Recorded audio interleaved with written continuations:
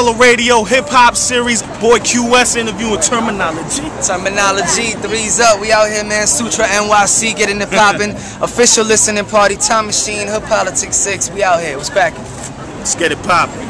Give me the mic, I'll show you the soul of pun. Like, I grip the mini-matic, erratically stratus family, snatches vanity, violator, could've managed me. They don't really want it, would turn me Montana, be sniffing identity, cane, till insane is reality, my pain is reality, gripping this mic. After me, other rappers don't sound that tight. Alright, Joe, so Term, man, you a Latino MC, man. You know what I'm saying? So, artists like you and Joel Ortiz trying to fill that void that was missing in the game.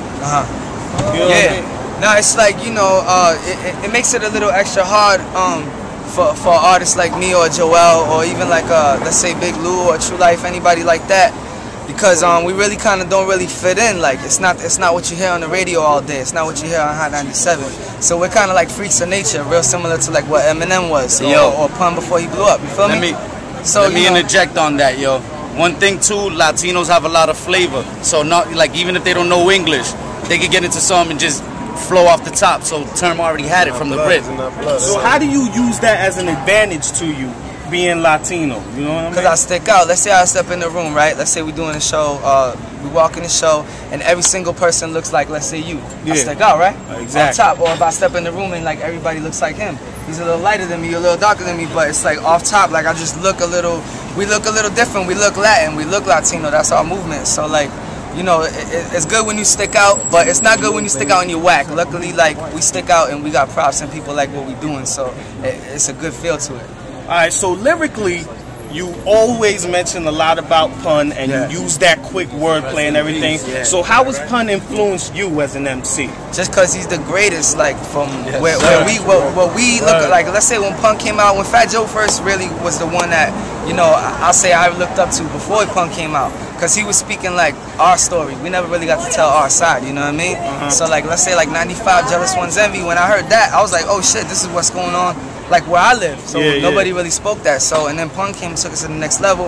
And then sadly, you know, that kind of came to an end with his demise, you know what I mean? Rest in peace. But you know, that's where people like Joel and, you know, all the new MCs is gonna come in and keep it alive, you know what I mean? Alright, so you've been able and been very privileged to work with cats like Static Selector and the legendary DJ Premier. So how do you feel privileged and how has it been working with those type of producers and you're still like pretty much early in the game? Yeah, nah, it was a blessing to work with the same producers on my album that worked on Illmatic. You know what I mean? I worked with Large Professor, P-Rock, Premier, also Ready to Die, Easy Mo B. You know what I mean? And it's like Reasonable Doubt, you know, the same producers also from Reasonable Doubt. So I just kind of took the blueprints from like all the favorite albums that was mine and try to put them on one album, which was a lifelong goal for me. And I was lucky that all those producers like fuck with me. First, really, I worked with Premier. After I worked with Premier, it was kind of easy. Because then everybody's like, oh, you the kid from the Premier song? All right, I'll give you a beat.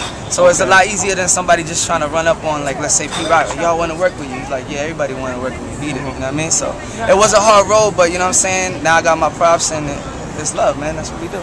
So we here, obviously, for the new album that's coming out. So let everybody know what's going to make this album pretty much the shit. Well, it's a good CD, man. I slapped it together real quick. It's more like a mixtape, you know what I mean? If you're a Termanology fan, you know I had Hood Politics 1, 2, 3, 4, 5 before I got a deal, just because I couldn't get signed, so I wanted to put music out for the fans. And then I came out with the album, you know, Politics as usual, same old term. So now I just kind of wanted to show the fans like I'm still me, you know. I still just throw together joints with people like, you know, my people, like my ST, you know, squad. And then, you know, let's say like I'll take a cat who's not really known, like Westy Young, and put him on a song with Sheik Luch. You know what I mean? Or, you know, I'll take a cat like my man Easy Money, put him on a Don Cannon beat.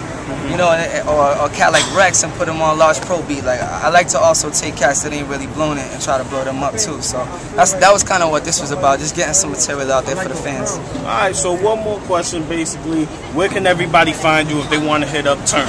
Alright, Termanologymusic.com, that's my site. I'll be on there. STTheSquad.com. You see I got ST with me. This is how we move. Murder Max. We out here in NYC, man. East Coast most. We love y'all. Check us out, man. MySpace.com/TheRealTermanology. Holla. Get acquainted. Yo, good looking, fam. Thanks a lot for the interview. Good Fella Radio Hip Hop Series. It's another one. We done. Peace. Fella Radio, bitch. This is how we. Let's go. Yeah. Hopped off the phone with Bun, rolled this blunt. Told him, son, your album's so cold, I'm numb. Finna go plat, but if I go.